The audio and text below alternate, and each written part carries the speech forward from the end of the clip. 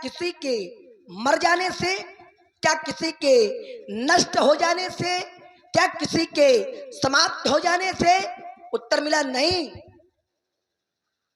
जब हमारा मन संसार से संबंधित हो जाता है, जब हमारा मन संसार से लगाव कर लेता है, तो यही बंधन का कारण बनता है।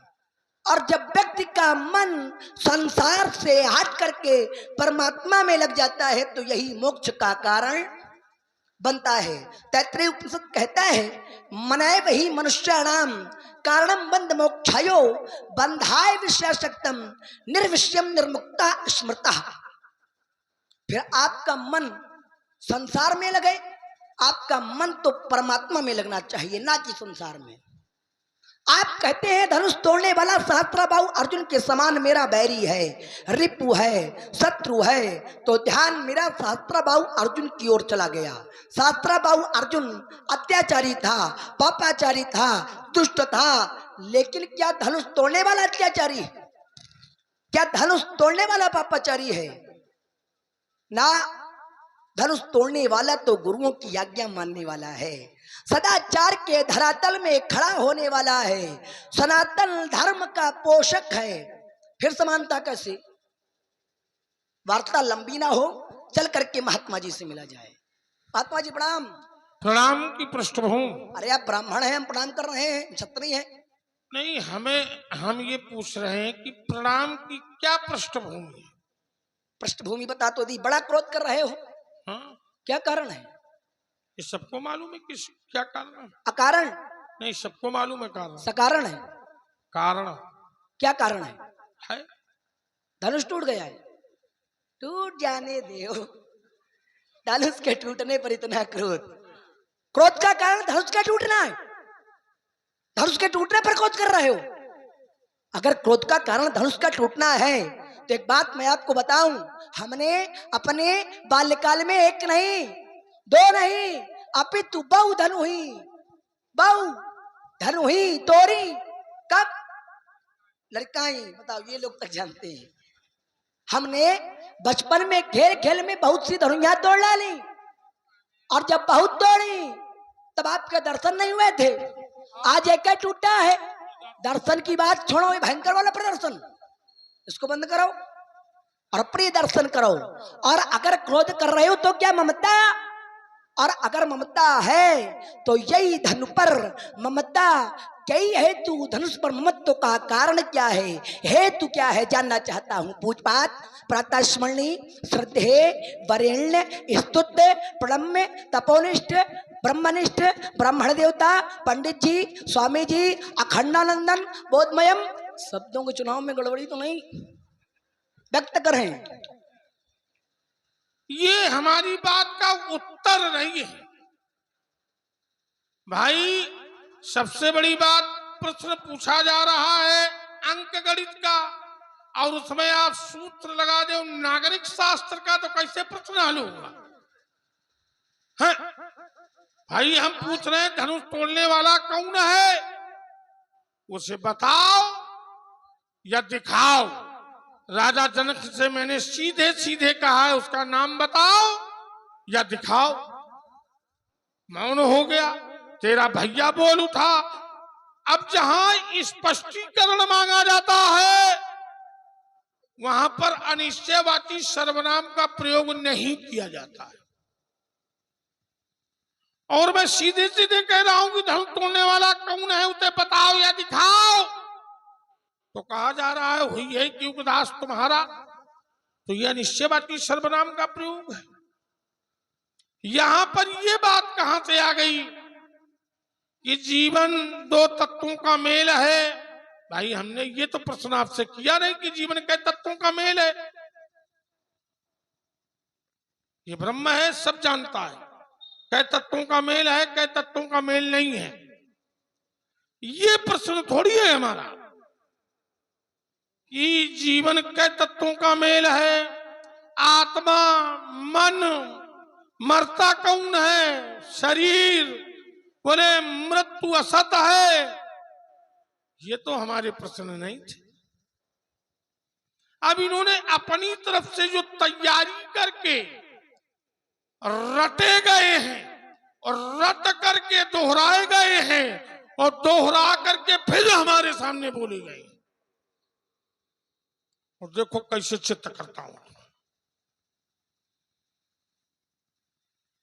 हमने एक बात रखी थी कि बहु धनु ही तोरी लड़काई, आपके द्वारा वक्तव्य आया बहु धनु तोरी लड़काई कबहू ना सरिस कीन गोसाई। तो इधर से एक आवाज आई, ठाकुरन के काम आए द्वारा। अच्छा, ठाकुरन के काम आए कि धनुष तोड़ डालो, ठाकुरन का काम आए कि तलवार तोड़ डालो, ठाकुरन का काम आए कि तीर सब फूंक बार डालो। ये क्षत्रियों के काम, क्षत्रियों का ये काम थोड़ी है कि नहीं तोड़ डाले। मैंने लक्ष्मण से चर्चा की है, सुमित्रा के बेटे राजा दशरथ के बेटे लक्ष्मण से चर्चा की है मैंने।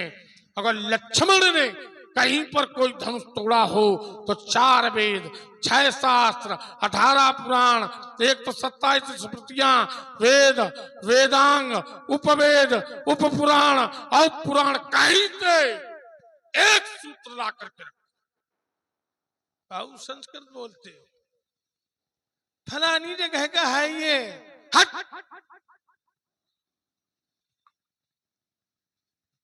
कहीं नहीं, मत लोग संसार में जहां आप लोग बैठे हुए हो, इस लोक को क्या कहते हैं? मृत्यु लोक कहते हैं ना। अगर इस संसार में सब कुछ असत्य है, केवल मृत्यु सत्य है। इस संसार में सब कुछ असत्य है, केवल मृत्यु ही सत्य है। मनुष्य जीवन जीता है किस लिए? केवल मरने के लिए, है कि नहीं? इतना बड़ा अगर आपने जीवन जिया है तो उसकी अंतिम परिणति क्या होती है? तो शरीर हो गया मरण का, मरने के बाद भी शरीर के कार्य होते हैं। तो मरने के बाद में जो शरीर में कार्य होते हैं वो चेतन के होते हैं कि मृत के होते हैं? भाई, शरीर के नियम अलग हैं, आत्मा के नियम अलग हैं। शरीर है लेपमान, लिपायमान, और आत्मा है निर्लेप। अच्छी बात नहीं, आत्मा है निर्लेप, आत्मा लिपायमान नहीं होती। अच्छा, एक फिर दे रहा हूं तुम्हें।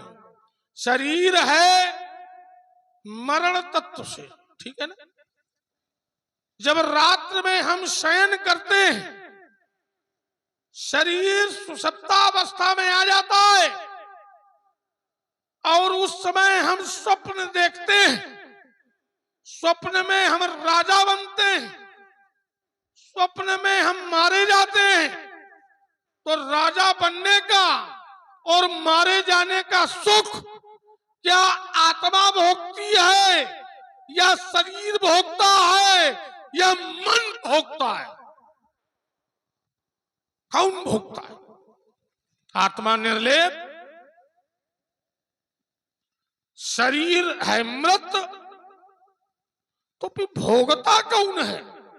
उसका आनंद और कष्ट कौन भोगता है? भोगान भोक्ता वैमेव भोक्ता।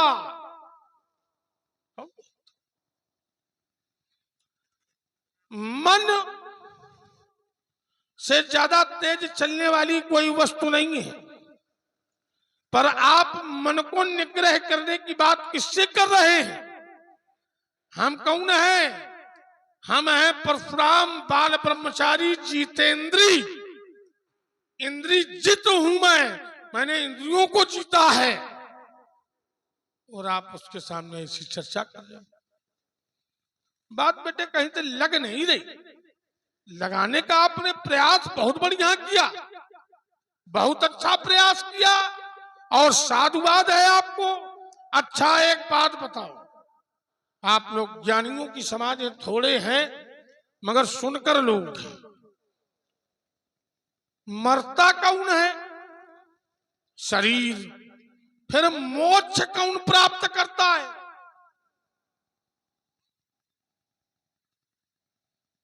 मोक्ष मन प्राप्त करता है या आत्मा प्राप्त करती है? मुमुक्षा सा मोक्षा। आपने कहा आत्मा है। देखो, मन के हारे हार है, मन के जीते जीत। और इसमें दो बातें, मनोबल अगर गिर गया तो आप जीवन पे कोई कार्य कर नहीं सकते हैं। और अगर देखो यहीं पे दूसरी बात आ गई, अगर हमारा आत्मबल मजबूत है तो मन चाहे कितने किनारे बैठा रहे मगर हम उस कार्य को हर स्थिति में। आत्मा न तो कटती है, न तो सड़ती है, न जलती है, न फटती है। ये भी बात आपकी हमारी गले नहीं उतर रही। अगर आत्मा कटती रही है तो जिस समय अमृत का पान कराया गया राहु को और सूर्य चंद्र ने बताया ये दैत्य राहु है और भगवान ने चक्र चलाया तो राहु का सर कट गया, सर अलग धड़ अलग। अब एक आत्मा दो जगह कैसे गई? एक आत्मा दो जगह कैसे विद्यमान हो? भाई कि तो सर समाप्त हो जाता, धड़े में बनी रहती। अगर धड़ समाप्त हो जाता तो सर पे बनी रहती। एक आत्मा एक स्थान पे बनती, मगर ये आत्मा दो स्थानों पे बट कैसे गई? ये आपके लिए छोड़ दे रहा हूं। राजकुमार लक्ष्मण ने कहा कि यही धनु पर ममता के हेतु मैं डंके की चोट पर कहता हूं कि ममता है। ममता दो प्रकार की, एक व्यवहारिक, एक पारमार्थिक। व्यवहारिक ममता 10 स्थानों पर बसती है जो कि त्याज्य है, और पारमार्थिक ममता अपने इष्ट के प्रति, अपने इष्ट की वस्तुओं के प्रति जो ममता की जाती है वो पारमार्थिक ममता होती है, वह त्याज्य है। साहस बाहु समसोरी मोरा। बोले महाराज विरोध क्यों? धनुष तोड़ने वाला सदाचारी है, धनुष तोड़ने वाला धर्माचारी है, धनुष तोड़ने वाला अमुक है, धनुष तोड़ने वाला ऐसा है, धनुष तोड़ने वाला ऐसा है। पर यहाँ पर भी तो देखो, मुंडे मुंडे मतिर भिन्ना तुंडे तुंडे सरस्वती। हर व्यक्ति के मस्तिष्क में अलग बुद्धि का निवास होता है और हर व्यक्ति की जिह्वा में अलग वाणी का निवास होता है। धनुष तोड़ने वाले को पहले आप समझो तो हम क्या मान रहे हैं। सात बाहु समसोरी पुमोरा, वो शास्त्रा बाहु के समान बैरी है और मेरा बैरी है। और बैरी के प्रति कैसा व्यवहार किया जाता है? बैरी को दूध भात नहीं खिलाया जाता है।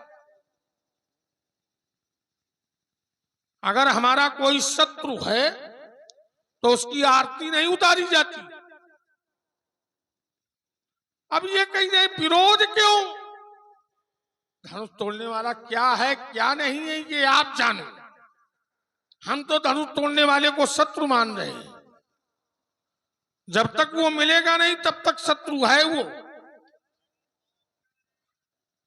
और समान कैसे है? तो देखो बेटे, जिस समय शास्त्राबाहु के द्वारा अत्याचार हुआ, शास्त्राबाहु का आतंक छाया, उस समय इतने महान महान राजा, चक्रवर्ती राजा, तुम्हारे पिता दशरथ, जनक, न जाने कितने राजा थे, न जाने कितने महात्मा, न जाने कितने अमलात्मा, न जाने कितने मुनि, न जाने कितने संत, न जाने कितने वैदिक, ये सब थे। शास्त्राबाहु अत्याचारी था, तो फिर विरोध क्यों नहीं किया किसी ने? तुम्हारे पिता को विरोध करना चाहिए, चारों दिशाओं में जाता है उनका, 10 दिशाओं में। तो शास्त्राबाहु का विरोध करने वाला कौन? केवल परशुराम। और यहां पर धनुष तोड़ने वाले का भी विरोध केवल परशुराम। और शास्त्राबाहु के समान बैरी कैसे? क्योंकि शास्त्राबाहु के द्वारा किया क्या गया था? कामधेनु का हरण और एक ब्रह्मर्षि हमारे पिता यमदग्नि की हत्या। तो पहले है हरण, फिर है मरण। और यहाँ पर अजगो दधीच के अस्थियों से बना, इसके वाम पात में दधीच के प्राण स्थित थे। और जब अजगो टूटा तो प्राण निष्कासित हुए। तो पहले हुआ मरण, फिर हुआ वरण।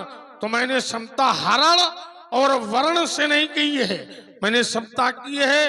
एक ब्रह्महत्या की हत्या वहां, एक ब्रह्महत्या की हत्या यहाँ, अपराध समकोट का, इसलिए सात बाहु समसोर पूरा।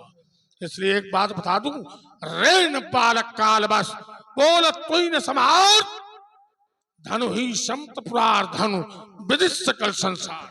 और सुन रहे हैं आप लोग, बहुत ही विद्वतापूर्वक संवाद। इसी पर प्रभावित हुए हमारे मंडल के मंडलाध्यक्ष राम गोपाल सिंह प्रधान जी। इनकी तरफ से 50 पुष्प मुद्राएं श्री भार्गव परशुराम जी के चरणों में और 50 पुष्प मुद्राएं श्री लखनलाल जी के चरणों में प्रदत्त हैं। साधुवाद, धन्यवाद। हंसे इतना कि रोने को मजबूर हो गए, पास इतना है कि दूर हो गए। और जिन कांच के महलों में हमें गर्व था, जे की टक्कर में चकनाचूर हो गए। आई देखो, शायरी न सुनाओ। आइए अब रुक जाओ, बीच में न बोलो। शायरी आयरी नहीं, जैसे हमने सरकटा अच्छा होता है, बदकटा नहीं अच्छा होता जितना है। हमने उत्तर दिया है जैसे उसी तरीके अब शायरी, अब 20 शायरी हम बोले ना। जैसे आपको हमने धैर्यता पूर्वक सुना है, वैसे ही आप इसका विरोध भी करें तो अपने क्रम में करें, हमारे क्रम में नहीं। शायरी सुनने थोड़ी आए। अगर आपको ये अच्छा भी ना लगे तो अपने क्रम में बोलिए, जितना भी बोलना है आपको। हम भाई शायरी सुनने थोड़ी आए हैं। अब बताओ, बीच में बोल रहे होगा तो शायरी थोड़ी सुनेंगे। रुक जाओ। आइए चलो छोड़ने दे रहे हैं, भूल चूक सुधार। महात्मा परशुराम जी की वार्ता को सभा अंतर्गत बैठे प्रत्येक जीव ने सुना और उसको समझा भी। साहित्य सुनना चाहते हैं ना, साहित्य सुनिए, जैसा कहोगे वैसा सुनाएंगे। आप जो कहोगे वो सुनाएंगे। आप शब्द प्रयोग करिए, मैं वहीं पर मिलूंगा आपको। अरे ये तो कहीं सुनी बात है। अब देखो, बीच में बहु बोल रहे हो। हाँ। पहले से हम ऐसा करते हैं, घबराओ नहीं, हम तुमसे घबराएंगे। हिन्नी किन त्योहारन में, पिन्नी किन पकवानन में, ये काहे माए बने बनाए मिटर जी हैं थोड़ी देर में। वाह, आप ये नहीं, रुको, ये आदेश कौन दे रहा है इधर पीछे से? आदेश कौन दे रहा है? देखिए, आप लोग नीचे से चेष्टा मत करिए। उसका कारण ये परशुराम की गरिमा नष्ट होती है। यहाँ पर जय सुभाष चितवत हित जानी, सो जन जाने आयु खुटानी। जिसकी ओर परशुराम देख लेता है वो सोचता है कि हमारी आयु पूरी हो गई। वो आप हमें आदेश कर रहे हैं? नहीं, संवाद मिलेगा आपको। अभी का ये बखर रहे इनका, कहूं इधर उधर। आइए, बढ़िया बढ़िया बोल रहे हैं आप लोग ना बोलिए, हम अकेले पर्याप्त हैं इनके लिए, अभी हम जिंदा हैं। आइए, महात्मा परशुराम जी की वार्ता को सभा अंतर्गत बैठे प्रत्येक जीव ने सुना और उसको समझा भी। बढ़िया, अच्छी बात यह है कि जो विषय हमारे द्वारा रखा गया है आप उस विषय से जुड़ रहे हैं। बहुत से लोग तो जुड़ते ही नहीं है, ऊपर से निकल जाता है। कम से कम आप उस विषय से जुड़ने का प्रयास तो कर रहे हैं। आइए, हमने कहा था कि यह जीवन 2 तत्वों का जोड़ है, ठीक है? एक मरण धर्म, द्वितीय अमृत। मरण धर्मा है, शरीर मरा हुआ है, जड़ है या शरीर, चेतन की अध्यक्षता में यह शरीर कार्य करता है। तो हमने कहा था क्या मरे के लिए शोक करना ठीक है? उत्तर मिला नहीं। तो क्या अमृत अर्थात जिसकी मृत्यु ना हो अर्थात आत्मा, उसके लिए क्रोध करना ठीक है? उत्तर मिला नहीं। देखो सीधे सीधे बात रख रहे हैं अपनी। और यह नियम है, विद्वानों की समाज है, सभा का स्वरूप बना हुआ है और श्रोता का बहुत बड़ा महत्व है।